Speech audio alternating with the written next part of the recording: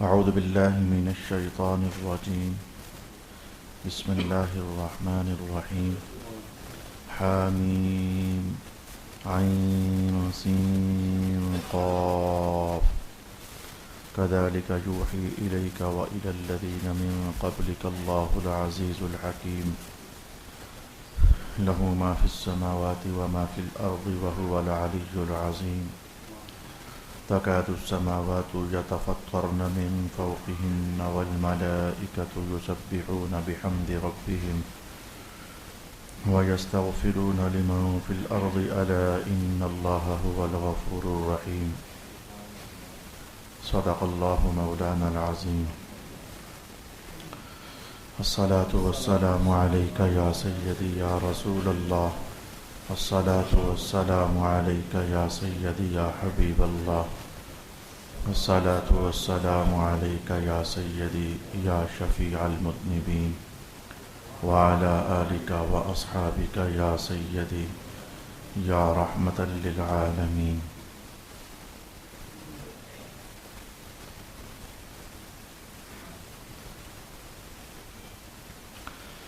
اللہ ہی کے نام سے شروع کرتا ہوں جو نہایت رحم فرمانے والا بہت مہربان ہے. حامیم عین سین قاف. اللہ بہت غالب اور بہت حکمت والا ہے. وہ اسی طرح آپ کی طرف اور آپ سے پہلے رسولوں کی طرف وہی نازل فرماتا رہا ہے.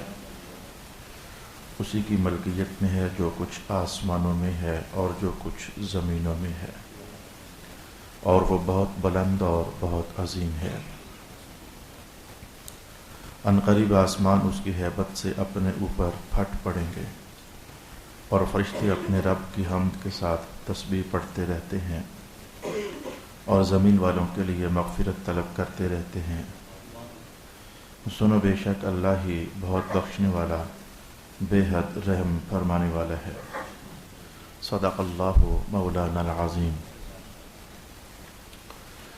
اللہ رب العالمین کا فضل اور اس کا کرم آج ہمارے شامل حال ہوا ہے. سورہ شورا کا آج آغاز اور افتتاح ہو رہا ہے.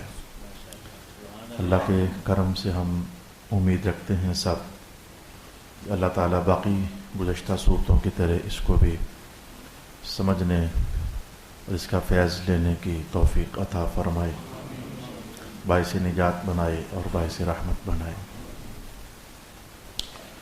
آج زیادہ کچھ تو نہیں، لیکن چند باتیں ضرور اس صورت کے شروع کے حوالے سے آپ کی خدمت میں عرض کرنا چاہوں گا.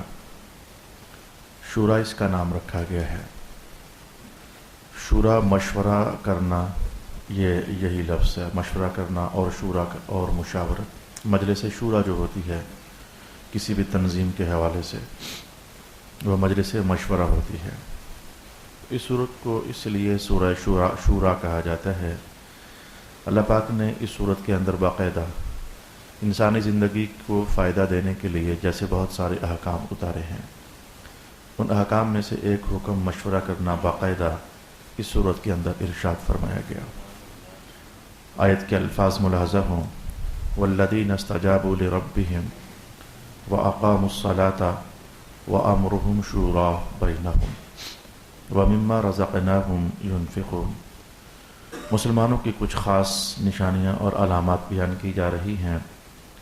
وہ لوگ اپنے رب کے احکام کو قبول کرتے ہیں، وَأَقَامُوا الصَّلَاةَ اور نماز قائم رکھتے ہیں، اور باہم آپس میں مختلف امور پر مشاورت کرتے رہتے ہیں. وَأَمْرُهُمْ شُورَى بَيْنَهُمْ. جیسے نماز مسلمانی کی نشانیوں میں سے نشانی ہے، اللہ کی اطاعت کرنا مسلمانوں کی نشانیوں میں سے ایک نشانی ہے. تو اپنے دینی اور دنیاوی معاملات میں جو صاحب رائے قسم کے لوگ ہوتے ہیں، جن کو اللہ نے دانائی دی ہوتی ہے، جن کو اللہ نے فراست دی ہوتی ہے، یا جو تجربات اٹھا چکے ہوتے ہیں، یا پھر جو زمانے کی ٹھوکریں کھا چکے ہوتے ہیں، تو ان کے تجربات سے فائدہ اٹھانا یہ اللہ تعالیٰ اپنے بندوں کو سمجھا رہا ہے.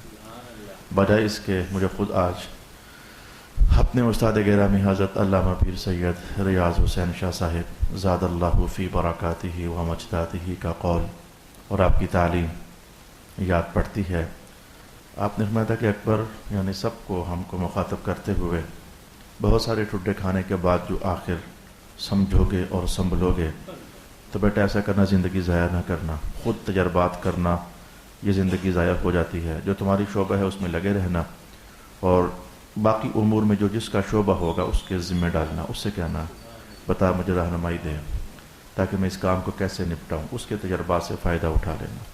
جو بندہ پھر خود ہی ہر کام کرنے کا ارادہ رکھتا ہے وہ فطرت کے دستور کے خلاف چلتا ہے۔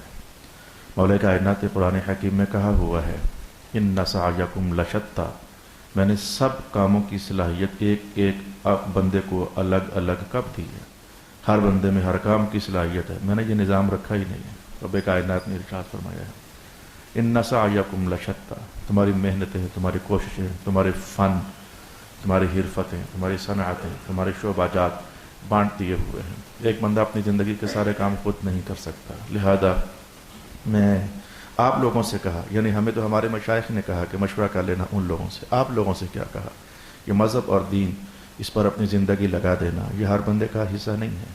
اللہ نے کچھ لوگ منتخب کر لیے وہ یہ کام کرتے ہیں، تو لہذا آپ لوگوں کو قرآن حکیم نے یہ کہا فاسألوا اہل الذکر ان کنتم لا تعلمون، تمہیں اگر پتہ نہ ہو دین کی رہنمائی کا تو جن لوگوں کو اللہ نے یہ ذمہ داری سونپی ہے تم ان کے پاس جانا۔ آپس میں ایک دوسرے کے ساتھ جوڑ کر رکھا رب کائنات نے۔ اہل دین اور دنیا کے معاملات کی تمہیں سمجھ نہ ہو تو وَأَمْرُهُمْ شُورَىٰ بَيْنَهُمْ، جن کو اللہ نے سمجھ دی ہے ان سے رابطہ کرنا۔ اور اہل دنیا اگر دین کے معاملات کی تمہیں سمجھ نہ ہو تو جن کو اللہ نے ذکر اور علم کی دولت عطا فرمائی ہے تم ان سے باہمی اپنا رابطہ رکھنا۔ ابتدا ہی میں 2-4 جملے میں نے آپ کو اس صورت کا نام رکھنے کی جو اہمیت اور اہم وجہ بنتی تھی اس حوالے سے آپ کی خدمت میں کہنا چاہیے ہے۔ میں نے دیکھا ہے پھر جو صاحب اپنے آپ کو عقل کلی سمجھتے ہیں، جو میں نے کیا وہ صحیح، جو میں نے کہا وہ صحیح، مشورہ کرنا اپنی حد تک سمجھتے ہیں، اپنی توہین تصور کرتے ہیں، وہ زندگی میں بہت مرتبہ گرتے ہیں، مار کھاتے ہیں، نقصانات اٹھاتے ہیں۔ واپس آ جائیے تو اس صورت کو سورہ شورا کہا جاتا ہے کیونکہ اس میں باقاعدہ اہتمام کے ساتھ اللہ تعالیٰ نے مشورہ کرنے کی اہمیت اٹھائی ہے۔ انشاءاللہ آج تو نہیں، آج تو صرف نام رکھنے کے حوالے سے 2 جملے ہم سن رہے ہیں۔ آئندہ نشست میں جب ہم نشستوں میں سے کسی نشست میں یہاں پہنچیں گے تو وہاں جا کر پھر مشورہ کرنے کے حوالے سے سیرت اقدس سے رسول پاک علیہ الصلوۃ والسلام کے بعض مشورے ہم سیکھنے اور سننے کا اہتمام کرنا چاہیں گے۔ میں کہتا ہوں کہ مشورے کی اہمیت کا اندازہ یہاں سے بھی لگایا جانا چاہیے۔ جناب عمر رضی اللہ تعالی عنہ جب آپ پر حملہ ہوا تھا، آپ زخمی ہوئے تھے، تو آپ جو خلافت کا معاملہ تھا یہ بڑا اہم معاملہ رہا ہے ہر دور میں، اتنا اہم معاملہ کہ مسلمانوں کا نظم و ضبط کسی مضبوط ہاتھ میں ہونا چاہیے، ورنہ تتر بتر ہو جائیں گے، انتشارات پیدا ہو جائیں گے، تفرقات پیدا ہو جائیں گے، لڑائیاں ہو جائیں گی، جھگڑے ہو جائیں گے۔ یہ حضور کی ٹریننگ کا باقاعدہ حصہ تھا، اسی لیے ابھی سرکار دو عالم علیہ الصلوۃ والسلام کا جسم پاک ابھی زمین کی گودی میں ڈالا نہیں گیا تھا، لیکن جناب ابوبکر صدیق رضی اللہ تعالی عنہ اور دیگر اصحاب رسول اس عنوان پر باقاعدہ کھڑے ہوئے تھے کہ خلیفہ کس کو ہونا چاہیے، تو خلیفہ کا انتخاب کیا گیا تھا۔ تو جناب عمر بھی اس بات کی اہمیت کو سمجھتے تھے۔ آپ دنیا سے جانے سے پہلے فرما رہے تھے میری نظر میں 6 بندے نظر آتے ہیں کہ ان کو اللہ نے اہلیت عطا فرمائی ہوئی ہے۔ ایک آپ نے جناب عثمان کا نام لیا تھا، ایک آپ نے جناب علی کا نام لیا تھا، ایک آپ نے جناب طلحہ کا نام لیا تھا، ایک آپ نے جناب زبیر کا نام لیا تھا، ایک عبد الرحمن ابن عوف کا نام لیا تھا، اور ایک سعد ابن ابی وقاص کا نام لیا تھا۔ یہ 6 ہستیاں ہیں کہ میرا دل یہ کہتا ہے، گواہی دیتا ہے کہ اللہ نے ان کو کمال فراست اور کمال دانائی اور حکومت سنبھالنے کا اور خلافت کا نظام چلانے کا ملکہ راسخہ اللہ نے ان کو عطا فرمایا ہوا ہے۔ تو ایسا کرنا ان 6 بندوں کی کمیٹی ہے، تو پھر اب یہ 6 بندے آپس میں جس کے متعلق فیصلہ کر لیں تو بس تم سب لوگ اسی کو اپنا خلیفہ تصور کر لینا۔ لیکن بات جو کہنی تھی، مشورہ تو رکھا نا آپ نے، مشاورت تو آپ نے رکھی کہ مشورہ ہونا چاہیے۔ ان 6 میں سے جس کو بھی آپ منتخب کر لو گے وہی تمہارا خلیفہ متصور ہونے لگ جائے گا۔ سورہ شورا بہر کیف یہ سورت کہف کے بعد نازل ہونے والی سورت ہے۔ ترتیب پر ہم آج بھی سب مسلمان حیرت میں ہیں۔ رسول اللہ کی حکمتیں اپنی تھی، کس صورت میں نازل ہونے کے اعتبار سے اس نے کب نازل ہونا ہوتا ہے اور ہوئی ہوتی ہے، اور قرآن پاک میں ترتیب میں رکھنے کے اعتبار سے کہاں اس کو رکھا ہوتا ہے۔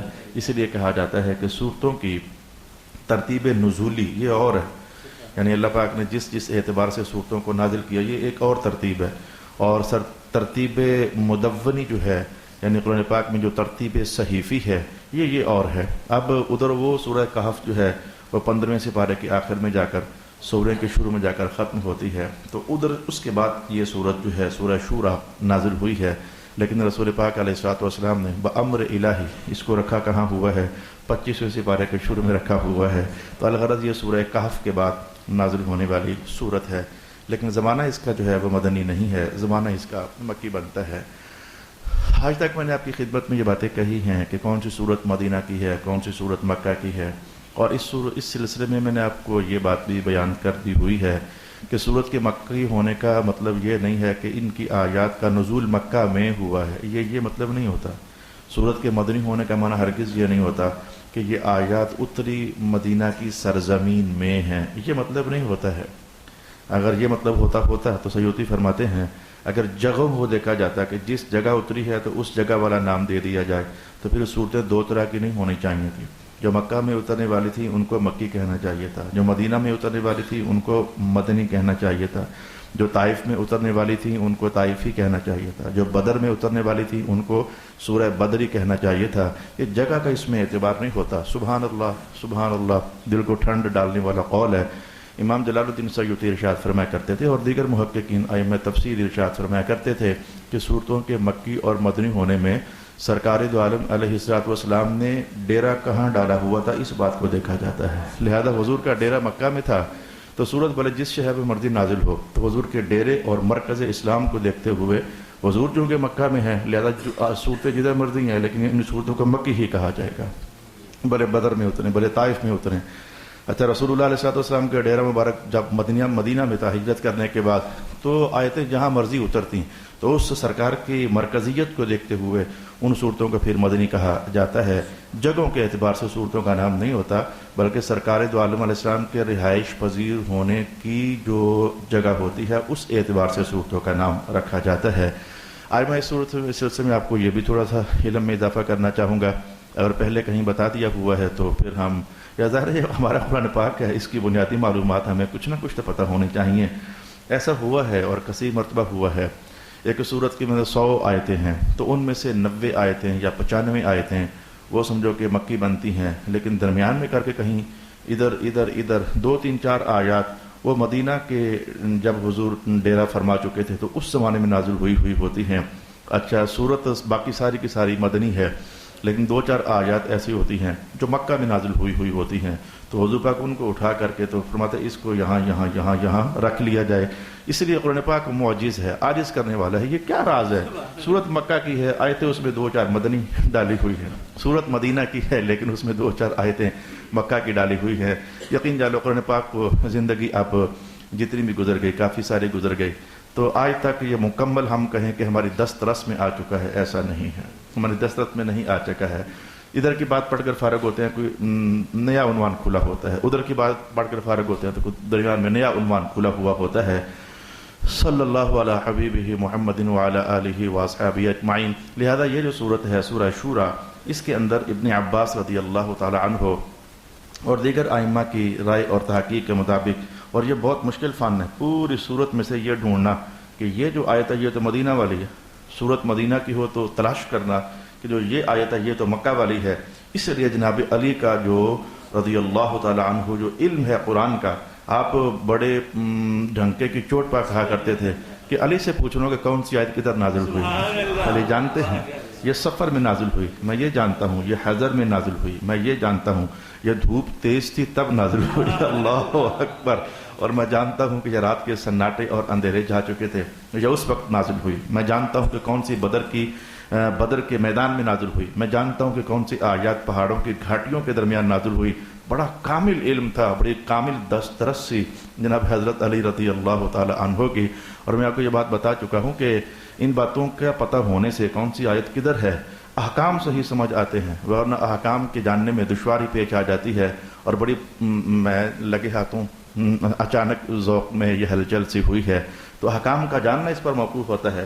مثلا یہ سورت آیت وضو ہے، یہ 6 سپارے میں ہے، سورۃ المائدہ میں ہے، تو نماز نازل ہو چکی تھی مدینہ شریف میں، اور آیت وضو جو ہے یہ نازل ہو رہی ہے آ کر کے تو مدینہ شریف میں، نماز مکہ میں نازل ہوئی جب حضور معراج پر گئے تھے، اور آیت وضو جو ہے یہ مدینہ میں سرکار دو عالم علیہ السلام سورہ مائدہ کے اندر نازل ہو رہی ہے۔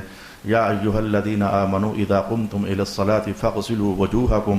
اب اگر یہ پتہ نہ ہوتا کہ یہ صورت مدینہ کی ہے جس میں آیت وضو ہے اور جو نماز والی آیات ہے وہ مکہ کی ہیں، اگر پتہ نہ ہوتا تو پھر نظام چلتا رہتا، کوئی یہ سوال، یہ بحثیں ہیں، یہ علمی ذوق شوق، یہ شور و غلغلے یہ ہوتے ہی نہ، لیکن چونکہ پتہ ہونے والوں کو پتہ تھا کہ یہ آیت مدینہ میں آئی اور جو نماز کی آیات ہے وہ تو مکہ میں ہے، یہ علمی ہنگامہ اٹھ گیا کہ جب آیت مدینہ میں اتری ہے وضو والی تو کیا بنے گا، جو مکہ کی نمازیں ہیں کیا وضو ہوتا تھا یا وضو نہیں ہوتا تھا۔ اب یہ پتہ ہونے کی وجہ سے کہ یہ آیت کہاں کی ہے، میں کہتا ہوں علمی مباحث جو ہیں پھر وہ اٹھ جاتے ہیں، اچھا جی اب کیا کریں جی، آیت تو مدینہ میں آئی ہے تو مکہ میں بغیر وضو کے کیا نمازیں پڑھتے رہتے تھے، کہا نہیں جی وضو تو ہوتا تھا، بغیر وضو کے تو نماز ہوتی نہیں ہے، اچھا مکہ میں وضو ہوتا تھا۔ اب یہ سوال اٹھایا گیا، پھر جب آیت مدینہ میں آئی ہے تو پہلے پھر کدھر حکم ہی نہیں تھا۔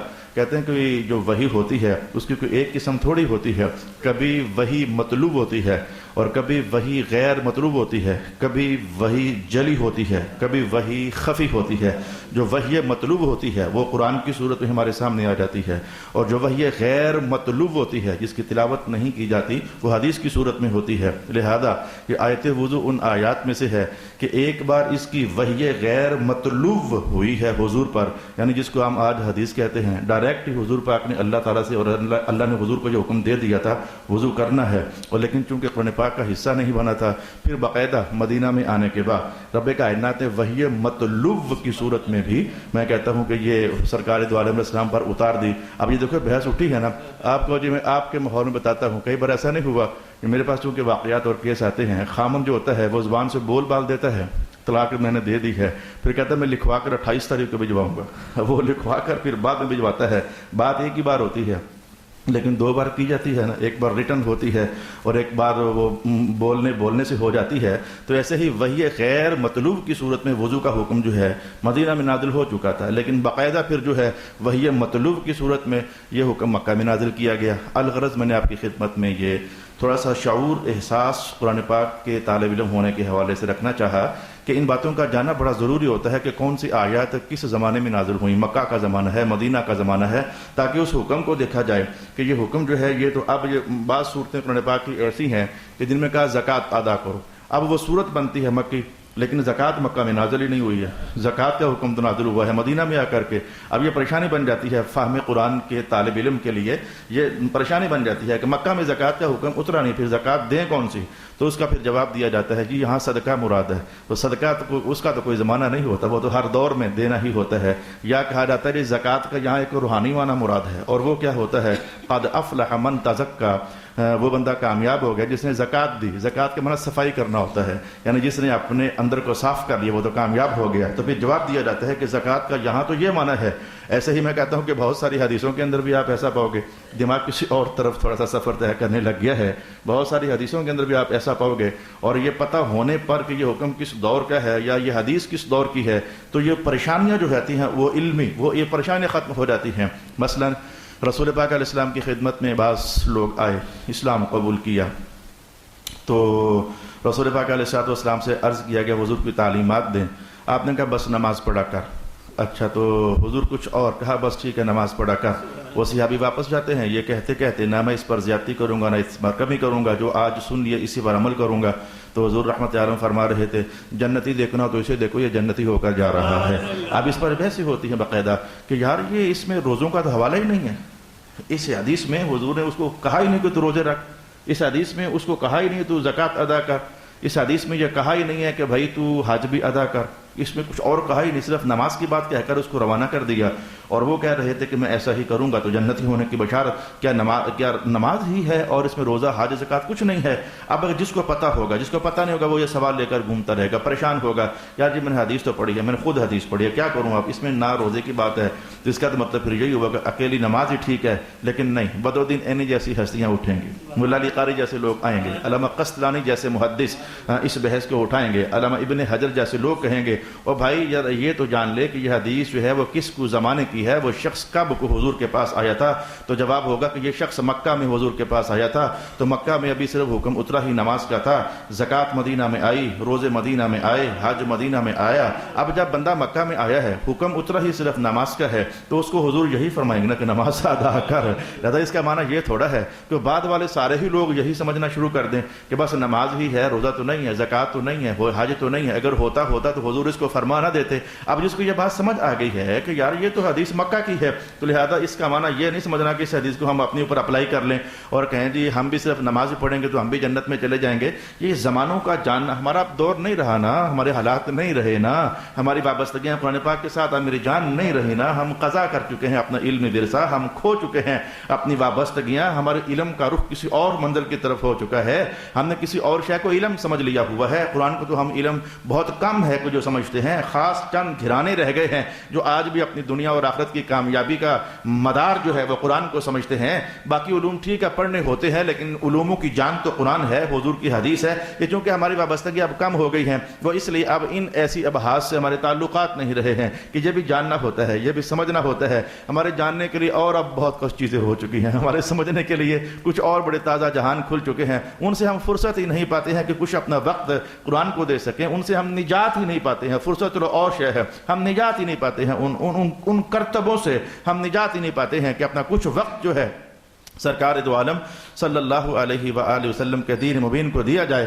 الغرض یہ میرا دکھ ہمیشہ رہے گا، یہ محراب کا دکھ ہمیشہ رہے گا۔ اسے چاہو تو دکھ کہو اور اسے چاہو تو سرکار دو عالم علیہ السلام کی آواز مبارک کی باز گشت کہو۔ حضور رحمت عالم ہر دور میں قرآن پاک ہی کو اور اپنی حدیث رسالت میں آپ ہی کو لوگوں کی کامیابی کا ذریعہ ارشاد فرماتے رہے ہیں۔ اچھا ہمیں بھی یہ دستک دیتے ہی رہنا ہوتا ہے، یہ آواز لگانے ہی رہتی ہوتی ہے، مذہب کی طرف پلٹو میرے لوگوں، میرے بھائیوں، میرے پیارے، میرے جان، مذہب کی طرف پلٹو۔ یہ آذانیں ہمیں دیتی ہی رہنی پڑتی ہیں۔ تو الغرض رب کا اچھا تو میں کہہ رہا تھا کہ اس صورت میں 2-3 آیات ہیں کہ صورت ہے ویسے مکہ کی، لیکن 2-3 آیات ہیں جو کہ مدینہ کی اس صورت میں داخل کی گئی ہیں۔ یہاں آ کر ہر مفسر خاموش ہے، ہم کیا جانے کہ حضور نے ایسا کیوں کیا ہے۔ ہم یہاں آ کر ہر صاحب علم اس کا علم دم توڑ دیتا ہے کہ ہمیں حکمتیں معلوم نہیں ہیں کہ مکی صورتوں میں مدنی آیتیں کیوں ڈالی ہیں یا مکی صورتوں میں مدنی آیتیں کیوں ڈالی ہیں۔ یہاں آ کر سارے خاموش ہیں۔ ایک یہ آیت ہے قُلْ لَا أَسْأَلُكُمْ عَلَيْهِ أَجْرًا إِلَّا الْمَوَدَّةَ فِي الْقُرْبَى، یہ آیت ہے۔ یہ آیت مدینہ کے ماحول میں اترنے والی ہے، لیکن اس کو سورہ شورا کے اندر رکھا گیا ہے۔ حکمت اللہ تعالیٰ بہتر جاننے والا ہے اور رسول پاک علیہ السلام بہتر جاننے والے ہیں۔ ایک اور آیت بھی ہے وَلَوْ بَسَطَ اللَّهُ الرِّزْقَ لِعِبَادِهِ لَبَغَوْا فِي الْأَرْضِ، اگر اللہ ہر بندے کو رزق زیادہ دے دیتا، یہ تو سارے باغی ہو جانے تھے۔ رزق جدر زیادہ ہوتا ہے تو وہاں دین سے بغاوت ہو جاتی ہے۔ یہ آپ بھی محسوس کرتے ہو، مشاہدہ ہے، مشاہدہ بڑھ کر تجربہ بن چکا ہے، اور تجربہ ایک بار کا نہیں کئی بار کا تجربہ ہے۔ تجربے سے اوپر کوئی درجہ نہیں ہے، تجربہ خود کئی بار پر کرنے کو مشتمل ہوتا ہے، لیکن خود کئی بار کا تجربہ ہے۔ جہاں رزق کی فراوانی آتی ہے وہاں ربط اللہ کے ساتھ کمزور ہو جاتا ہے، وہاں ربط رسول اللہ کے ساتھ کمزور ہو جاتا ہے۔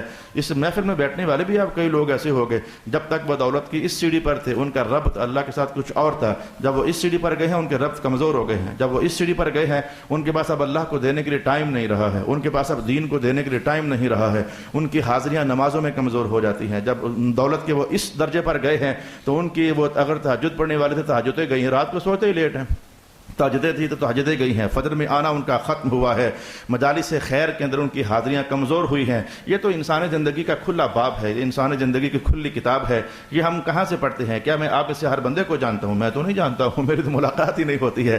بہت مار کہو تو آپ مجھ سے سلام کرتے ہو، وہ بھی کئی کرتے ہو کئی نہیں کرتے ہو، لیکن جو میں کہہ رہا ہوں مجمع میں کہیں نہ کہیں دل دھڑک رہا ہے کہ بات ویسے ہی ایسی ہے۔ جب تک ہم دولت کے کم درجے میں تھے تو ہماری وابستگیاں زیادہ تھی اللہ کے ساتھ، جب سے 2 روپے 2 کے 4 ہوئے ہیں، 4 کے 8 ہوئے ہیں، وابستگیاں کمزور ہوئی ہیں، اللہ کے گھر میں آنا جانا کم ہوا ہے۔ ہم یہ سمجھتے کہاں سے ہیں؟ لوگوں سے پوچھ پچا کر تو کم سمجھتے ہیں۔ قرآن پاک میں لکھا ہے لَوْ بَسَطَ اللَّهُ الرِّزْقَ لِعِبَادِهِ لَبَغَوْا فِي الْأَرْضِ، اگر ان کے رزق زیادہ کر دیتے، ہر بندے کا رزق زیادہ ہو جاتا، یہ تو باغی ہو جانے تھے۔ تو یہ تو پھر بالکل یہ فرعون کیوں اتنا بڑا باغی ہو گیا تھا، یہ ابو جہل کیوں بڑا باغی تھا، یہ ابو لہب کیوں بہت بڑا باغی تھا، یہ قارون یہ تو بہت بڑا عالم تھا، یہ سونے و تورات کا بہت زبردست عالم تھا، اور اس کا نام تو قارون ہوتا ہی نہیں نہیں تھا، یہ اتنا عبادت گزار تھا، اس کو منور کہتے ہوتے تھے، اس کا چہرہ روشن ہوتا تھا، لیکن اس کی بھی جب دولت 2 سے 4، 4 سے 6، 6 سے 8 روپے ہوئی اور دولت کا نشہ پڑا تو اس کی حاضریاں کم ہو گئی اللہ کے دربار میں، اور منور کا عہدہ اس سے چھین لیا گیا اور قارون ہو کر زمین میں دھنسا دیا گیا۔ تو اللہ کے اس کلام کو سمجھنا چاہیے، جب ہم وہاں پھر پہنچیں گے اس وقت اللہ جو علم عطا فرمائے گا پھر دوبارہ اس کو دہرائیں گے۔ ایک یہ آیت ہے جو کہ مدینہ کے ماحول میں نازل ہوئی تھی، لیکن اللہ رسول پاک علیہ الصلوۃ والسلام نے اس آیت کو اٹھا کر کے تو سورہ شورا کے اندر رکھا، جو کہ مکہ کے ماحول میں اترنے والی صورت تھی۔ اور اس کے بعد ایک اور یہ بھی ہے کہ وَالَّذِينَ إِذَا أَصَابَهُمُ الْبَغْيُ هُمْ يَنْتَصِرُونَ۔ کچھ لوگ ہیں کچھ لوگ جب ان کو کوئی پریشانی تکلیف ہوتی ہے تو بدلے لیتے ہیں، کچھ لوگ بدلے لینے والے ہوتے ہیں۔ پاکستان کی تاریخ میں کیا شے آپ کو نظر نہیں آتی ہے؟ میں کہتا رہتا ہوں نا، ہمیشہ کہتا رہتا ہوں، سونیوں کہتا رہتا ہوں، ہمیشہ کی طرف پھر کہہ رہا ہوں کہ وہ شعور تمہارے اسکولوں کالجوں میں نہیں ہے جو شعور محراب اور منبر عطا کرتا ہے۔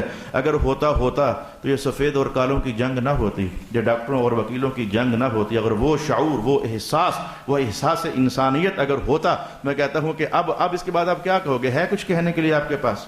میں جو کہتا رہتا ہوں وہ تو کہتا رہتا ہوں، اور قرآن کی روشنی میں کہتا ہوں کہ جو انسانیت کی قدریں قرآن سکھاتا ہے، جو انسانیت کا احترام قرآن سکھاتا ہے، جو بندگی کے انداز سرکار پر اترنے والی وحی بتاتی ہے، وہ تمہارے علوم میں کدھر ہے؟ تمہارا کوئی سبجیکٹ ایسا ہے ہی نہیں ہے جس میں انسانیت پائی جاتی ہے۔ کوئی ایک سبجیکٹ بتا دو مجھے، اسلامیات کو چھوٹا کرتے کتنا چھوٹا کر دیا گیا، اس میں اہم چیپٹرز نکالتے حشر نشر کر دیا گیا، بہت مارکے کے طور پر ترجمہ رکھ دیا گیا۔ ترجمے سے کیا سمجھ آتا ہے؟ ترجمے سے تو صرف ثواب ہی حاصل ہوتا ہے۔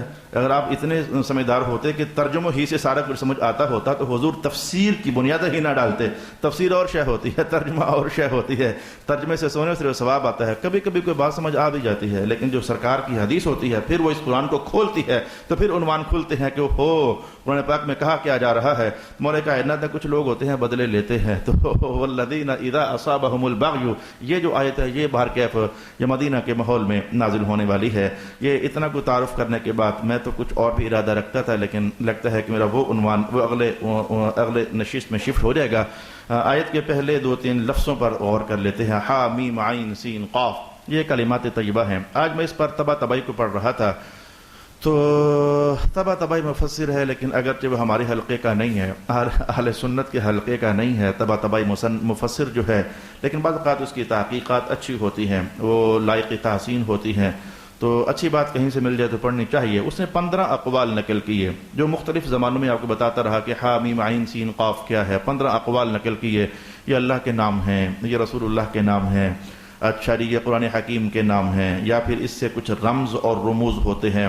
مختلف 15 اقوال مختلف زمانوں میں آپ کو بتائے، لیکن اس کے باوجود 15 اقوال کرنے کے باوجود کہتا ہے کہ اگر صحیح بات پوچھو تو دل مطمئن نہیں ہے ان 15 تحقیقات پر۔ صحیح بات یہ ہے کہ یہ اللہ اور اس کے محبوب کا راز ہے، اللہ جاننے والا ہے کہ یہ کیا ہے، اور اس کے رسول ہی جاننے والے ہیں کہ یہ کیا ہے۔ تو اس بات پر آخر یہ تو آپ کو ہمیشہ تفسیر کا پہلو بتایا کہ حروف مقطعات ہیں۔ طباطبائی کہتا ہے کہ بالفرض اگر ہم یہ جان بھی جائیں کہ جیسے کہ ابن عباس نے فرمایا، جیسے کہ قتادہ نے کہا، یا جیسے کہ دیگر اہل بیت کرام کے فرزندان ارجمندان نے یہ بات کہی کہ ہا میم کا معنی یہ ہے، عین سین کا معنی یہ ہے، الف لام میم کا معنی یہ مان بھی لیا جائے، تو اس عقدے کو کیسے کھولو گے؟ اس بات کی تحقیق کہاں سے لاؤ گے کہ پھر کیا وجہ ہے کہ قرآن پاک جہاں حروف مقطعات آئے ہیں اس کی پھر 5 قسمیں رب کائنات نے ہمارے سامنے کر دی ہیں۔ کہیں ایسے ہے کہ حروف مقطعات آئے ہیں لیکن ایک آیا ہے بس، نون یہاں سے سورہ شروع ہو گئی، قاف والقرآن المجید قاف سے سورہ شروع ہو گئی، صاد یہاں سے سورہ شروع ہو گئی۔ اچھا کچھ صورتیں ایسی ہیں جہاں یہی حروف مقطعات جو ہیں حرف یہ دو رب کائنات نے ارشاد فرمائے، جیسے کہ اس کی مثال کیا ہے، طٰہٰ سورہ شروع ہو گئی، طاسین سورہ شروع ہو گئی، یاسین سورہ شروع ہو گئی۔ کہا اچھا پھر مولا کائنات نے اس میں اور تفنن کیا اور عبارت میں، اور کبھی 3 حرفوں کو اکٹھا کر کے سورت کو شروع کر دیا، طاسین میم بس سورہ شروع ہو گئی ہے بھائی، الف لام را سورہ شروع ہو گئی ہے بھائی۔ کچھ 19 صورتیں ہیں، 19 صورتوں میں کہیں ایک حرف رکھا شروع میں، کہیں 2 حرف رکھے، کہیں 3 حرف رکھے، کہیں 4 حرف رکھے، الف لام میم را، الف لام میم صاد، 4 حرف رکھے، اور کہیں 5 حرف رکھے، جیسے کہ ہمارے سامنے حا میم عین سین قاف، یا پھر وہ شروع میں کاف ہا یا عین صاد، کہیں ایک ایک حرف سے شروع کر دیا، کہیں دو دو سے، کہیں تین تین سے، کہیں چار چار سے، کہیں پانچ پانچ سے. تو کہتے ہیں کہ اگر تھوڑا بہت پتہ لگ بھی جائے کہ ان حروف کا معنی کیا ہے تو بتا سکتے ہو کہ جہاں سے ایک سے شروع کیا وجہ کیا ہے، جہاں صورتوں کو دو دو حرفوں سے شروع کیا ہے وجہ کیا ہے، جہاں صورتوں کو تین تین حرفوں سے شروع کیا ہے وجہ کیا ہے، جہاں چار چار حرفوں سے شروع کیا ہے وجہ کیا ہے، پانچ پانچ حرفوں سے جہاں شروع کیا سورت کو وجہ کیا ہے. کہتے ہیں یہاں اگر سب کے ساتھ جھک جاتے ہیں، عقلیں کام کرنا چھوڑ دیتی ہیں، دماغ معوف ہو جاتے ہیں، علم دم توڑ دیتے ہیں، تحقیقوں کے قلم رک جاتے ہیں. اے میرے اللہ تعالیٰ تیری حکمت ہے، تو ہی بہتر جاننے والا ہے. تو نے جہاں تیرا علم فرما رہا تھا کہ اس صورت آغاز ایک حرف سے ہونا چاہیے، تو نے وہاں ایک حرف سے کر دیا، اور جہاں تیرا علم فرما رہا تھا کہ 5 حرفوں سے آغاز ہونا چاہیے تو وہاں تو نے صورتوں کا آغاز 5 حرفوں سے کر دیا. اے اللہ تیری کتاب کو ہم ادراک میں نہیں لا سکتے ہیں، یہ معجز ہے اور یہ حضور کا معجزہ ہے. کوئی بندہ کہہ ہی نہیں سکتا ہے کہ میں قرآن پاک پر ایسی دسترس پا چکا ہوں کہ جیسے رب کائنات محمد مصطفیٰ کے سینے پر نازل فرمایا ہوا تھا. کہیں نہ کہیں آ کر کے علم خاموش ہوتے ہیں، کہیں نہ کہیں علم آ کر کے تحقیق کے گھوڑے اپنی دوڑ روک دیتے ہیں، کہیں نہ کہیں آ کر کے قلم کی نوک سے نکلنے والے وہ علمی جواہر پارے میں کہتا ہوں کہ وہ مان پڑ جاتے ہیں، اور بندے کو کہنا پڑتا ہے یا اللہ بات وہی ہے جو کہنے والے کہے گئے، یہ نون ہے یا صاد ہے یا قاف ہے یا یاسین ہے یا طٰہٰ ہے یا حامیم ہے. اے اللہ یہ تو جانتا ہے، تیرے محمد مصطفیٰ جاننے والے ہیں، تمہارا آپس میں راز ہے. اے میرے اللہ ہم یہ بات جان نہیں سکتے ہیں کہ ان میں تو نے کیا کہا ہے، رسول پاک علیہ الصلوۃ والسلام کیا لے رہے ہیں. حضور کبھی کبھی فرما دیتے تھے ہاں ہاں ٹھیک ہے جبریل آگے چل مجھے پتہ لگ گیا ہے کیا کہا جا رہا ہے. کبھی کبھی حضور یہ ذوق ظاہر فرما دیتے ہوتے تھے، سرکار الف کہا ٹھیک ہے آگے چل مجھے پتہ یہ کیا ہے، کہا لام کہا حضور آگے، حضور اب جبریل آگے چل مجھے پتہ یہ کیا کہا جا رہا ہے. جبریل حیرت میں کہہ اٹھے یا رسول اللہ میں لانے والا ہوں، مجھے پتہ نہیں ہے. کہا یہ تیرا معاملہ ہی نہیں، یہ میرا اور اللہ کا معاملہ ہے، یہ مجھے پتہ ہے کہ رب کائنات نے مجھے کیا کہا ہے. اور میں اس پر ایک دلچسپ روایت ہے میرے پاس جو جناب عبداللہ ابن عباس کی ہے. وقت کیونکہ ہمارا سمٹ گیا ہے، ایک دن ایک بندہ زور دیتا رہا تھا جناب ابن عباس سے، یہ حامیم عین سین قاف خا کیا ہے.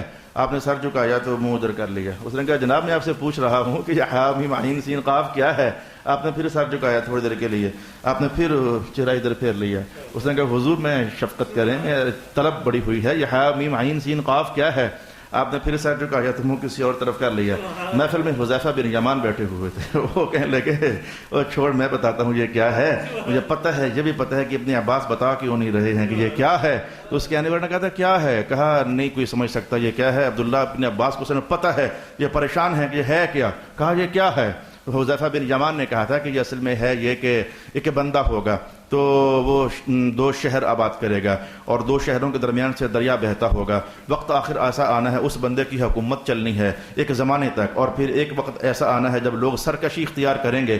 2 شہروں میں سے ایک شہر کو رات کے وقت آگ آئے گی اور شہر پورا جلا کر راکھ کر دے گی، اور جب صبح ہوگی تو لوگ یہ سوچنے کے لیے ہوا کیا ہے، متکبرین اہل زمانہ دولت مند لوگ پھر اکٹھے ہوں گے سر جوڑ کر بیٹھنے کے لیے کہ یہ ہوا کیا ہے. تو اللہ پھر کہیں سے کوئی ایسی چنگاری بھڑکائے گا کہ وہ جو بیٹھے ہوں گے سر جوڑ کر کے تو وہ سارے کے سارے بھی ہلاک ہو جائیں گے، جل کر خاکستر ہو جائیں گے. تو وہ جو بندہ ہوگا جس نے یہ 2 شہر آباد کرنے ہیں، تو حذیفہ بن یمان کہتے تھے کہ وہ بندہ اصل میں حضور کی آل سے تعلق رکھنے والا ہوگا. وہ چونکہ خاندان نبوت کا بندہ ہے اور بات بڑی دل خراش ہے کہ شہر جل جائیں گے، آبادی ساری ختم ہو جائے گی اور متکبرین کو آگ لگا کر جلا دیا جائے گا. اب جناب عبداللہ ابن عباس کو یہ کہتے ہوئے خوف محسوس ہوتا ہے کہ بندہ اس خاندان کا ہے جس نے شہر آباد کرنے ہیں، تو میں کیسے بتاؤں کہ یہ کیا ہے کہ جس نے شہر آباد کی ہے. جب اللہ چاہے گا حکومت بھی ختم ہو جائے گی اور جب اللہ چاہے گا تو پھر یہ شہروں کو آگ بھی لگ جائے گی. تو ایسی ایسی تحقیقات بھی صحابہ نے بیان کی ہیں، لیکن اس کے باوجود بھی طبائی کا قول اچھا لگا ہے کہ جتنی سمجھ آئی ہے چلو سمجھ آئی ہے.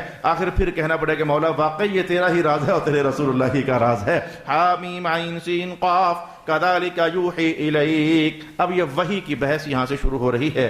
یہ دل میں شوق ہوا تھا کہ آج میں آپ کی خدمت میں کچھ وحی پر ابحاث پیش کروں گا، تو وقت تو ہمارے ساتھ نہیں چل سکا ہے، اپنے دائرے اس نے سمیٹ لیے ہیں. انشاءاللہ اگلی نشست میں ہم سرکار دو عالم علیہ السلام کی وحی کے متعلق کچھ معلومات حاصل کرنے کی کوشش کریں گے. اللہ تعالیٰ میرا اور آپ کا حامی و ناصر. وآخر دعوانا الحمدللہ.